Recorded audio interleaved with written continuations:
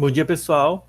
Vamos dar início à nossa aula. Como vocês podem ver aqui na tela, nós vamos falar hoje sobre potência elétrica, tá? É uma aula bem simples, na verdade, não bem simples, né? Bem direta no estudo de potência elétrica. Então, recapitulando, nós estudamos alguns elementos básicos da eletrodinâmica, ou melhor, da eletrostática, certo? E esses procedimentos básicos diziam para a gente que a quantidade de carga elétrica sobre um determinado corpo, que atravessa um determinado corpo condutor, é dada pelo produto do número de elétrons vezes o valor da carga elementar. Lembrando que a carga elementar é 1,6 vezes 10 elevado a menos 16 coulomb, tá? Então, a gente estudou isso aqui no passado, a gente viu os mecanismos de eletrização, que é dado por atrito, indução e condução, entre outras coisas, tá? Claro que a gente não vai rever aqui todas as coisas, a gente vai dar ênfase agora ao estudo da potência elétrica. O que é potência elétrica? De forma resumida, é o seguinte: dado um eletrodoméstico, tá? Dado um circuito elétrico, esse eletrodoméstico aqui, ele tem a capacidade de fazer conversão, ou seja, fazer transformação de energia elétrica em outras modalidades de energia. Por exemplo, a televisão, ela pega as cargas elétricas, ela pega a energia, né, dessas cargas elétricas e transforma em energia luminosa, né, porque a gente vê que está sendo a televisão, e energia acústica ali pelo som, a gente escuta o som que sai da televisão. Então, o que qualifica, digamos, o que calcula, o que diz pra gente, tá? O quão eficiente a televisão é em fazer essa conversão é a potência. Vou dar um exemplo que talvez seja mais interessante, que é o chuveiro elétrico, tá? Inclusive, uma das questões que a gente vai fazer é sobre o chuveiro elétrico. Então, o que o chuveiro elétrico tem, digamos assim, que indica pra gente isso com uma melhor clareza? Basicamente é o seguinte: o chuveiro elétrico ele tem o seguinte funcionamento: ele pega energia elétrica e transforma em calor para esquentar a água para você tomar banho. Então, o que acontece? Quanto maior for a potência do chuveiro, maior ou melhor vai ser essa conversão que ele faz. Ou seja, ele vai esquentar com maior facilidade. Então, a potência vai indicar para a gente essa relação entre o equipamento converter energia elétrica em trabalho, converter a energia elétrica na modalidade que eu preciso. Lembrando que o que acontece? Os equipamentos elétricos eles vão ter o seguinte sentido de funcionamento. Ó. Vai entrar no, digamos que isso aqui seja o aparelho, tá? Que seja o aparelho elétrico aí. Então, vai entrar energia elétrica. E aí esse aparelho vai, depois que passa pelo aparelho, vai sair energia luminosa, térmica. Deixa eu ver o que mais. Pode sair acústica, né? Som. Você pode converter aí energia acústica. Deixa eu ver o que mais que a gente tem. Ó. Lâmpada é luminosa e térmica. Televisão é luminosa, térmica, acústica. Basicamente é isso aqui que a gente vai ter nos equipamentos, tá? Então, vai ter energia mecânica, por exemplo, se você tem um liquidificador e você vai fazer essa transformação, ele vai transformar em energia mecânica para girar as hélices dentro do liquidificador, girar, por exemplo, a hélice do ventilador, então vai gerando energia em outras modalidades como cinética, potencial, e todas essas conversões, elas são medidas através da potência, tá? Bom, deixando claro, não é que você vai medir o quanto de energia, você vai medir a capacidade desse objeto, desse equipamento de fazer a transformação da energia. Mas vamos lá. Como que eu calculo a potência elétrica? De duas maneiras, por enquanto só, de duas maneiras básicas. Primeiro, a potência média. Potência média é a variação de energia dividido pelo tempo, tá bom? Lembrando que esse delta I aqui, gente, também pode ser a mesma coisa que o trabalho, tá? Que nós estudamos lá no segundo ano do ensino médio. Lembrando que trabalho, quando a gente estuda lá no segundo ano, e a gente vai rever aqui também no futuro, o trabalho ele pode ser calculado como sendo a variação da energia cinética, pode ser calculado também como sendo a variação da energia potencial e pode ser calculado também como sendo a variação da energia mecânica, tá? Na potencial a gente coloca o sinal de menos aqui. Uma outra forma de calcular o trabalho, eu não sei se vai precisar, mas é bom deixar claro, ele é igual a força vezes o deslocamento do objeto vezes o cosseno do ângulo que a força faz com a horizontal.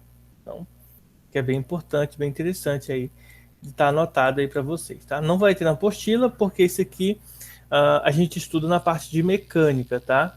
Então, subentende que vocês sabem. Oi. Nessa fórmula aí de cima, a energia tem que estar negativa? Essa aqui? Sim. Não, não é que a energia é negativa, porque é o seguinte, na prática funciona assim, ó. Vamos pegar o primeiro trabalho. O trabalho ele é igual à variação da energia cinética, tá? Quando a gente estuda o teorema da energia cinética, então isso aqui significa dizer que o trabalho ele é a energia cinética final menos energia cinética inicial, tá? Ó, energia cinética a gente aprendeu a calcular da seguinte maneira, ó, é massa, velocidade ao quadrado dividido por 2, tá? Então, esse aqui é a final menos a inicial. Então, velocidade ao quadrado, só que aqui velocidade ao quadrado inicial ao quadrado dividido por 2. A gente calcula assim. Mas quando chega na energia potencial, a energia potencial e a energia cinética, elas são duas energias que se completam, formando a energia mecânica. Então, num sistema conservativo, essas duas energias entram em equilíbrio. Então, o que acontece? Basicamente, quando a energia cinética aumenta, a potencial diminui. Quando a potencial aumenta, a cinética diminui, tá? Existe essa via de mão dupla em sistemas conservativos, tá? Então, quando você tem energia potencial, a gente fazendo alguns ajustes aqui mecânicos, né, dados físicos, tá? Em manipulação matemática, claro, a gente descobriu que a energia potencial, no teorema dela, relacionado com o trabalho, ele vai ser justamente energia potencial inicial menos a energia potencial final. Ele é o único que acontece o contrário das variações de energia. Por isso que a gente coloca o sinal de menos na frente, porque ele vai ter a variação dele, em vez de ser final menos inicial, vai ser inicial menos final.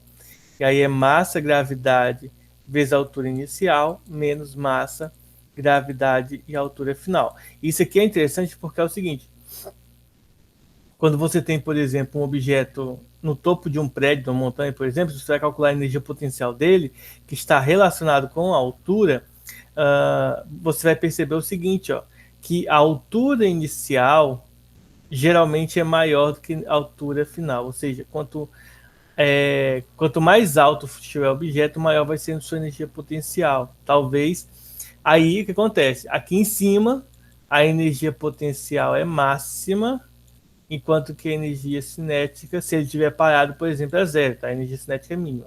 Quando o objeto começa a descer, a velocidade vai aumentando, então a energia cinética vai aumentar, porque ele depende da velocidade, e a potencial diminui, porque depende da altura, né? Quando vai diminuindo a altura, a energia potencial diminui. Então elas possuem esse vínculo aqui, uma interligada na outra, tá? Esse sinal de menos é só porque, em vez de ser final menos inicial, a potencial ela vai ser inicial menos final, ela vai ser o contrário das outras, né? Do que popularmente nós usamos nas outras. Entendido, Otto? Tranquilo, Kennedy. Beleza. Então, olha só. Então, outra forma de calcular a potência elétrica é dado agora pela DDP. Ó. Esse U aqui significa diferença de potencial ou tensão elétrica, tá? Então, potência é igual a DDP vezes a corrente elétrica. Lembrando que a corrente elétrica também nós vimos o seguinte, corrente elétrica é a variação da quantidade de carga dividido pelo tempo, pela variação do tempo em que essas cargas estão passando em um determinado ponto, tá? Então, esse aqui é o valor indicado, a fórmula, né, que indica para a gente como calcular a corrente elétrica. No sistema internacional, a unidade de potência é watts, tá? E de acordo com a expressão da potência elétrica, a gente pode ter o seguinte: primeiro, watts é joule por segundo, tá? Energia por tempo. E também pode ser DDP, ou volts por ampere, ou DDP volts vezes ampere, ou DDP vezes corrente, tá bom? Isso aqui é utilizando as unidades de acordo com a fórmula, tá? Para a gente descobrir mais ou menos como se calcula. Agora uma parte prática, que é o quilowatts-hora. O quilowatts-hora, ele é uma forma de nós calcularmos, tá, gente? Basicamente, o que na verdade as empresas de fornecimento de energia calculam para então determinar a nossa conta de luz, tá? A nossa conta de energia. O que a Energisa faz, por exemplo, tá? Então ele pega o que, ó? Ele pega a quantidade de energia que a gente consumiu é igual à potência elétrica que a nossa casa inteira tem, vezes a variação do tempo em que os eletrodomésticos foram ligados, tá bom? Então é assim que a gente calcula a taxa de quilowatts-hora que basicamente a gente usa na casa da gente. Deixa eu ver se eu tenho uma conta de energia aqui para eu poder simular para vocês aí mais ou menos como que a gente faz o cálculo, tá? Vou mostrar uma conta de energia minha aqui que eu tenho até que pagar, mas só vence dia 15, então tô de boa. Não tá vencido ainda. Achei aqui. Tirar o O print. que ele. Oi. Na hora que você falou, acho que cortou pra mim aqui. O I, o delta Q significa o quê? Carga. E o delta T é de tempo? Tempo. Tranquilo. Vou mostrar um pedaço da minha conta aqui de luz pra gente ver a questão do consumo, tá? Vou mostrar aqui para vocês.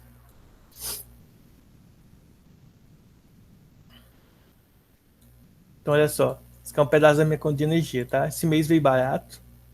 Então, esse aqui, graças a Deus. Tá vencendo não. Então, olha só. O consumo aqui, ó, que eu tive desse mês aqui, não desse mês, na verdade, foi até a data.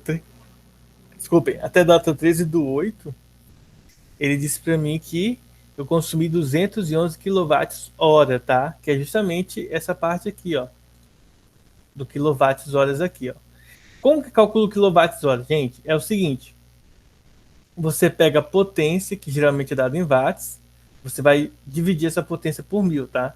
Aí vai aparecer o quilowatts. E o tempo, ao invés de usarmos em segundo como unidade padrão aqui, nós vamos usar em hora. Aí, potência em quilowatts, ao invés de watts vai ser quilowatts, e o tempo, ao invés de segundo, vai ser hora. Então, vai ficar quilowatts hora. Então, a energia aqui, ela vai ser medida em quilowatts hora, que é a questão do consumo. Então, o que eles fazem aqui, ó? Eles calculam a quantidade de quilowatts hora que eu utilizei, tá?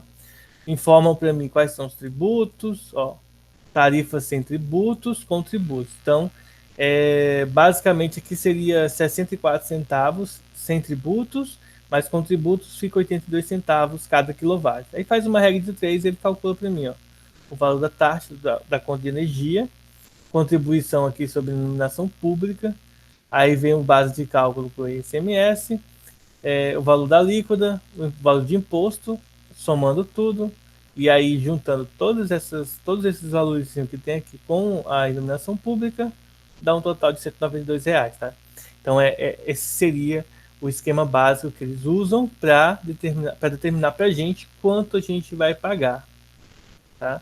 Mas esse quilowatts-hora que é o consumo, ele é determinado pelo quê? Imagina o seguinte, que eu tenho uma TV em casa que eu uso, geladeira, deixa eu ver o que mais. Vamos supor que eu tenho 2 lâmpadas, tá? Isso aqui é só para a gente fazer um cálculo rápido, tá? Sem envolver muito.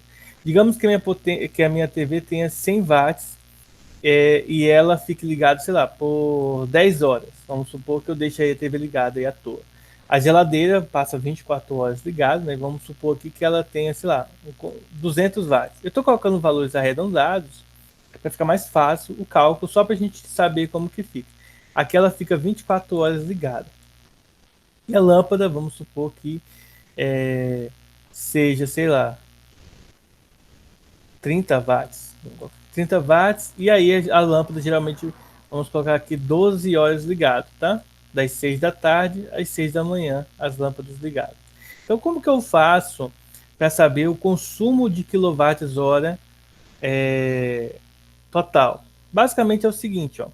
Por exemplo, isso aqui é por dia, tá? Então, além disso, já que é por dia, eu vou ter que multiplicar depois por 30, tá bom? Então, o que eu vou fazer? Veja só, em um dia, como que eu consumo o meu consumo de energia? Vai ser, a TV vai consumir, já que ela tem 100 watts, eu vou multiplicar por 10, porque fica 10 horas ligada, né? Então vai ficar 100 vezes 10, vai ficar 1000. Então, a potência da TV é 1000 watts. A potência da geladeira é 24 horas vezes 200, né? Então, 2 vezes 24 vai dar 48 e eu acrescento os dois zeros. Então, por dia, a geladeira gasta 4.800 watts. E as duas lâmpadas, por dia, é 12 vezes 30, 30 vezes 3 vezes 12 dá... Deixa eu ver aqui, lâmpada, 3 vezes 12 vai dar 36, acrescento zero watts. Esse aqui é o consumo por dia de potência, tá?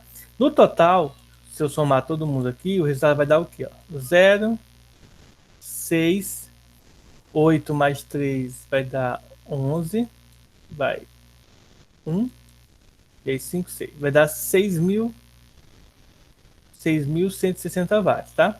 Então, em 30 dias, mais ou menos que é feito o cálculo, claro que não é em 30 dias, depende do mês, né? Mas vamos supor que seja 30 dias aqui, só multiplicar por 3. Ó. 3 vezes 0 dá 0. Tem esse 0 aqui do 30 que eu vou colocar. Aí eu vou multiplicar agora. 3 vezes 6, 18. Fica 8 e vai 1. 3 vezes 1 dá 3, mais 1 dá 4. E 3 vezes 6, 18 de novo, tá? Esse é o valor de quilowatts que eu tenho, tá certo? Eu gastei no mês. De watts, na verdade, tá? Esse aqui é o valor total de watts. Só que para eu calcular o quilowatts, eu tenho que a minha potência tem que estar em quilowatts, tá bom? O tempo já está em hora, porque já coloquei em hora aqui. Eu poderia ter colocado em segundos, por exemplo, a gente fazer a conversão, mas já está em hora. O que eu faço agora? Eu vou transformar isso aqui em watts, então é só dividir por 1000, tá bom? Dividir por 1000 é eu ter 3 dígitos após a vírgula, então a potência total do mês vai ser 184,8 quilowatts. Pronto, essa é a potência.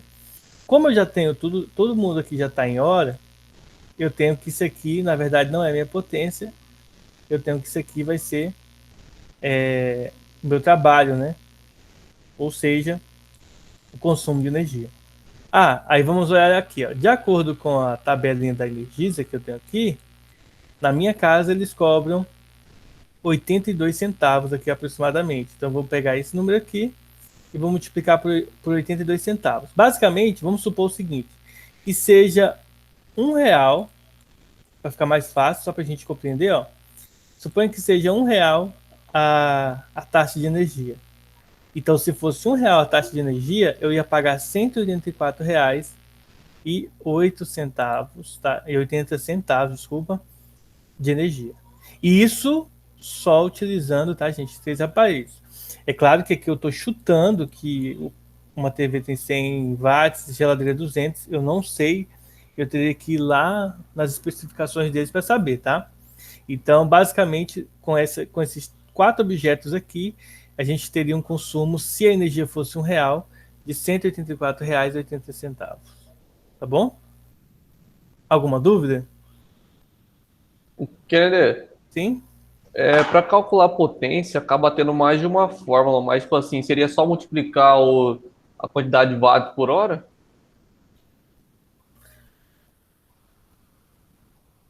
Não, é porque sim, o que acontece? Se você se é 1 hora que você utiliza, por exemplo, TV por dia, você não precisa nem multiplicar. Mas se são mais horas, você precisa multiplicar. Se são, por exemplo, minutos durante o dia, você vai ter que multiplicar por esses minutos, tá? Só que minutos você tem que converter em horas. Essa seria a lógica que você precisa utilizar para fazer ele, tá? Gente, só um minutinho. Deixa eu olhar aqui que a minha filha tá chorando, já volto, tá? Só um minutinho.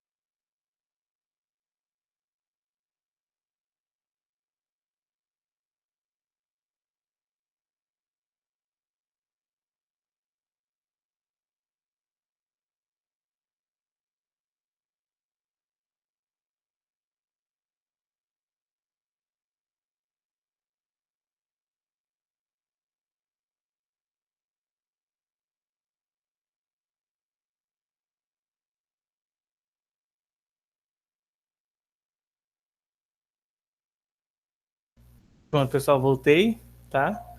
Queria dizer que Vitória, Alessandro, a câmera de vocês ainda tá desligada aí.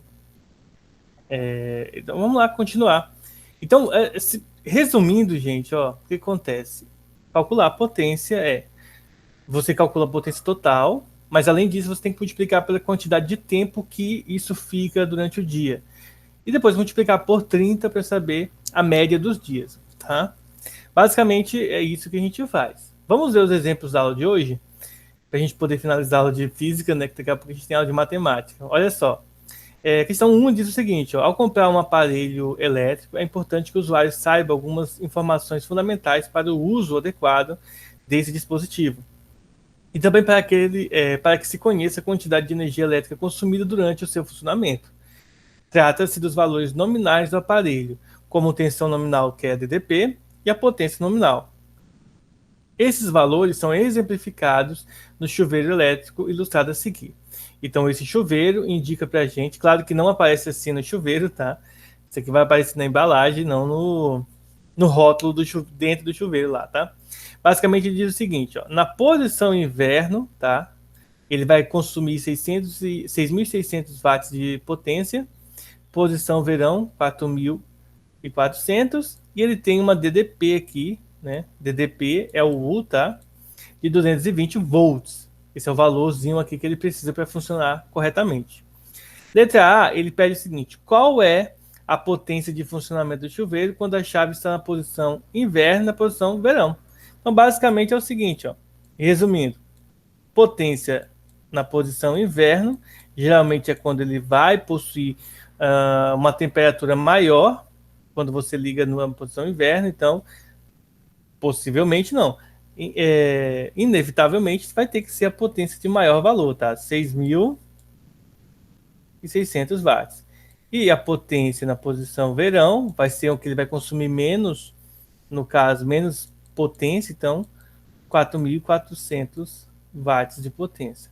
Esse que é o valor da potência elétrica na posição inverno e na posição verão. Acabou a questão. Pelo menos a letra A. Certo?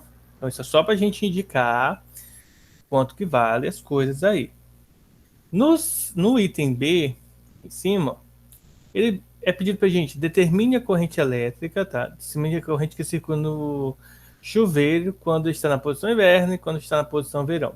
Basicamente aqui é o seguinte: eu sei que potência pode ser calculado como sendo DDP vezes a corrente elétrica. Bom, se eu quero saber o valor da corrente, eu passo o DDP para o outro lado dividindo, ou seja, corrente é a potência dividido pela DDP. Essa seria a fórmula para calcular a corrente elétrica usando potência e diferença de potencial. O que acontece? Na posição inverno, vou colocar o I aqui de inverno, e na posição verão, a forma de calcular é a mesma, tá? Basta fazer o quê? A potência, só que a potência na parte do inverno a gente viu que é 6.600, estão vendo aqui, ó, 6.600 e divido por 220. E na posição verão, basta dividir o 4.400 por 220, que é o valor da voltagem. Se eu simplificar isso aqui, ó, em ambos os casos aqui, por exemplo, ó, 66 dividido para 22, isso aqui vai dar 3, né? 3? 3.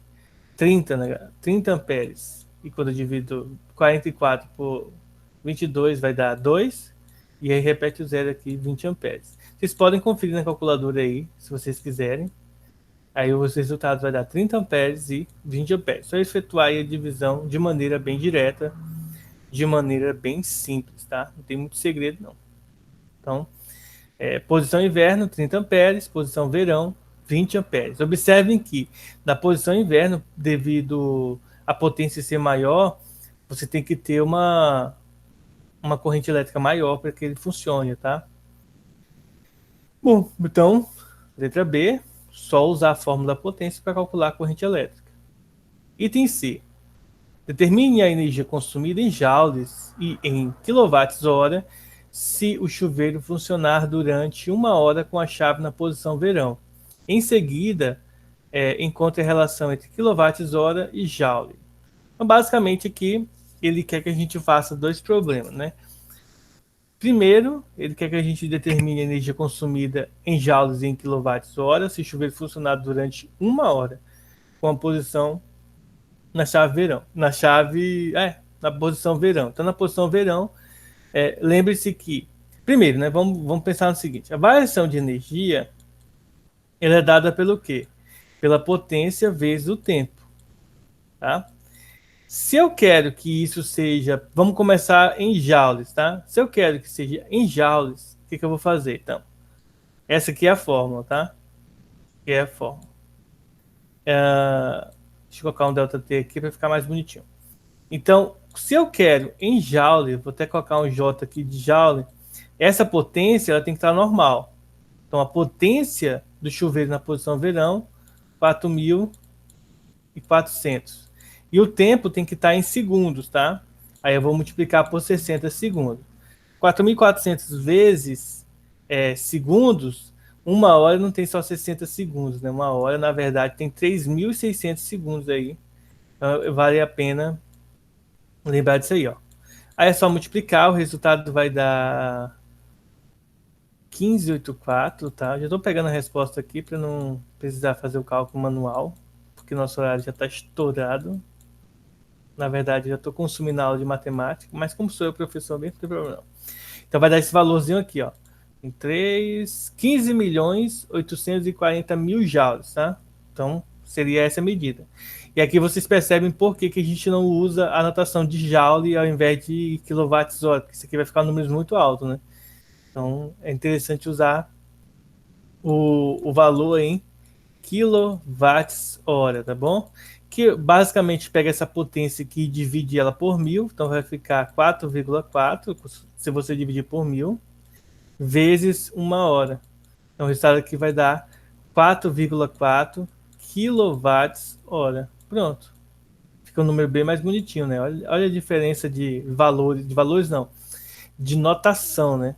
De valores também, mas basicamente, na verdade, esses dois valores são o mesmo, tá? Só estão escritos com unidades diferentes.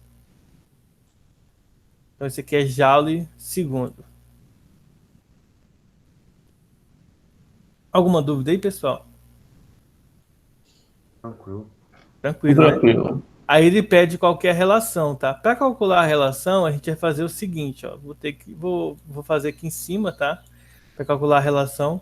Então a gente faz o seguinte: a energia em joule dividido pela energia em quilowatts-hora. Acho que não vai nem caber aqui. Então vai ser esse valorzinho aqui: 1584, 1, 2, 3, 4 zeros dividido por 4,4, tá? Vou colocar o resultado aqui embaixo. O resultado vai ser 3,6. Já vou colocar a notação científica, porque senão vai ficar muito grande. Joule por quilowatts-hora. Essa é a relação aí entre os dois. Na verdade, essa aqui seria a relação de divisão, tá? De equivalência. Então, basicamente, significa dizer que 1 kWh é equivalente a 3,6 vezes 10 a sexta, ou 3.600.000 joules, tá? Essa é a relação entre os dois. Vamos para a última letra, né? Letra D. Considerando-se que em uma residência moram 4 pessoas e cada uma toma banho diário de 15 minutos, né? Duvido muito. Determine a energia elétrica consumida pelo chuveiro em um mês, tá? Com a chave na posição verão. Então, basicamente, aqui o que nós vamos fazer? Primeiro, nós sabemos que eles consomem, né? Vamos lá. Vamos começar o seguinte: são 4 pessoas e cada uma vai tomar um banho, toma um banho diário de 15 minutos. Então, basicamente, esses 15 minutos multiplicado por 4 vai dar 60 minutos.